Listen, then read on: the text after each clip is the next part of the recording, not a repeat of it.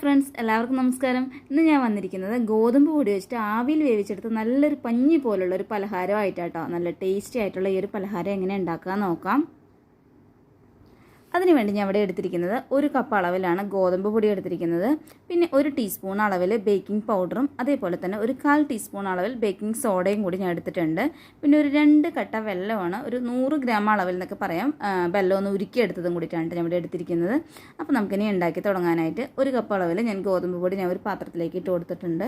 അതേപോലെ തന്നെ നമ്മുടെ ബേക്കിംഗ് പൗഡർ 1 ടീസ്പൂണും 1/4 ടീസ്പൂൺ അളവിലുള്ള ബേക്കിംഗ് സോഡയും കൂടി ഇതിലോട്ട് ചേർത്ത് കൊടുക്കാം. അതേപോലെ ഒരു പിഞ്ച് അളവിൽ ഉപ്പും കൂടി ഞാൻ ഈ സമയത്ത് ചേർത്ത് കൊടുക്കുന്നുണ്ട്. എന്നതിന് ശേഷം നമുക്ക് നന്നായിട്ട് എല്ലാം കൂടി നന്നായി മിക്സ് ചെയ്തെടുക്കാം.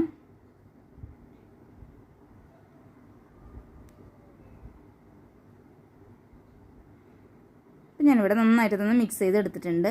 ഇതിലോട്ട് നമ്മുടെ വെല്ലം ഉരുക്കി വെച്ചത് ലൈറ്റ് ചൂടുണ്ട് കേട്ടോ, നല്ലവണ്ണം തണുത്തല്ല, ലൈറ്റ് ചൂടുണ്ട്. ആ ചൂടോട് കൂടിയിട്ടുണ്ട് ഞാൻ ഇതിലോട്ട് ഒഴിച്ചു കൊടുക്കുകയാണ്. അപ്പോൾ നമുക്ക് കുറച്ചായിട്ട് ഒഴിച്ചു കൊടുക്കാം. നന്നായിട്ടൊന്ന് ഇളക്കി കൊടുക്കാം.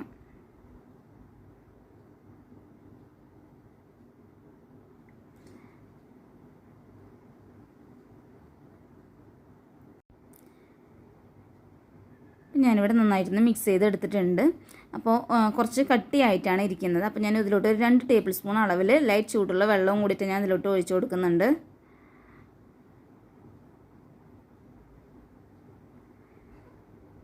ഞാനിവിടെ നന്നായിട്ടൊന്ന് മിക്സ് ചെയ്തെടുത്തിട്ടുണ്ട്.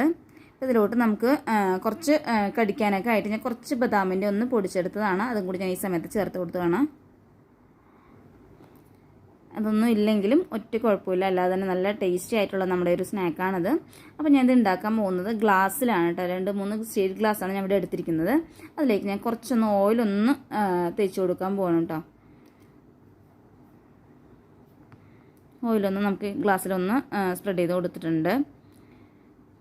അപ്പം അതിന് ശേഷം ഞാൻ കുറച്ച് ഗോതമ്പ് പൊടി ഒന്ന് ഇട്ടിട്ട് നമുക്കൊന്ന് തടവി കൊടുക്കാം. ഇനി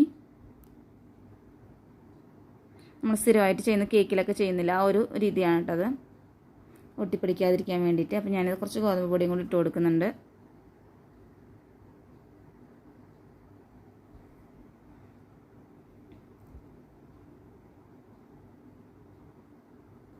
ഗ്ലാസ്സിൽ ഉണ്ടാക്കിയെടുക്കാം. അതല്ല നമ്മുടെ കറിപ്പാത്രം, ചെറിയ പാത്രങ്ങൾ ഉണ്ടാവില്ല, അതിലേക്ക് ഉണ്ടാക്കിയെടുക്കാം കേട്ടോ.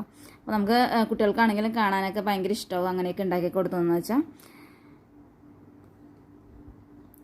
അപ്പോൾ ഞാൻ ഗ്ലാസ്സിൽ അങ്ങനെ ഒന്ന് ചെയ്ത് വെച്ചിട്ടുണ്ട് കേട്ടോ. ഇനിയിപ്പോൾ നമ്മുടെ ബാറ്ററി ഇതിലോട്ട് കുറച്ചായിട്ട് ഒഴിച്ചു കൊടുക്കാം.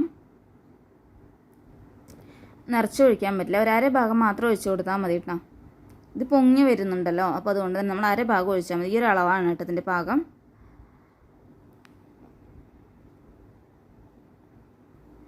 4 മണിക്കൊക്കെ കുട്ടികൾ വരുമ്പോഴേക്കൊക്കെ ഉണ്ടാക്കി കൊടുക്കാം. നല്ലൊരു ഹെൽത്തി ആയിട്ടുള്ളൊരു സ്നാക്കാണ് കേട്ടത്. അപ്പോൾ നമ്മുടെ ബാറ്റർ കുറച്ച് കൂടുതലുണ്ട്, അതുകൊണ്ട് തന്നെ ഞാൻ 1 ഗ്ലാസും കൂടി എടുത്തിട്ടുണ്ട് കേട്ടോ. അതിലേക്ക് നമുക്ക് ബാക്കിയുള്ളതും കൂടി ഒഴിച്ചു കൊടുക്കാം.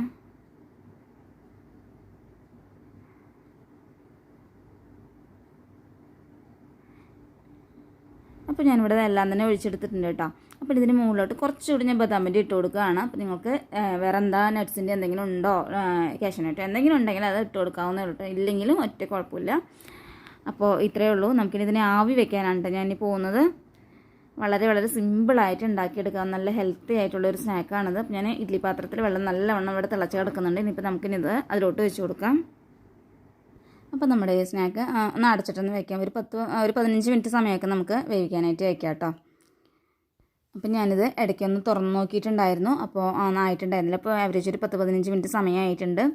അപ്പോൾ നല്ലവണ്ണം നമ്മുടെ ഒരു സ്നാക്ക് ആയിട്ടുണ്ട്. നമുക്ക് കാണുമ്പോൾ തന്നെ മനസ്സിലാവുന്നുണ്ടല്ലേ, നല്ലവണ്ണം പൊങ്ങി വന്നിട്ടുണ്ട്. അപ്പോൾ നമുക്കിനി ഒന്ന് തണുക്കാനായിട്ട് വയ്ക്കാം. അപ്പോൾ ഞാൻ ഇവിടെ കുറച്ച് നേരമായിട്ട് വെച്ചിട്ട് നല്ലവണ്ണം തണുത്തിട്ടുണ്ട്. അപ്പോൾ ഞാൻ ഒരു സ്പൂണിൻ്റെ ബാക്ക് സൈഡ് വെച്ചിട്ടൊന്ന് എല്ലാത്തിൻ്റെയും സൈഡൊക്കെ ഒന്ന് വിടർത്തി എടുത്തിട്ടുണ്ട് കേട്ടോ.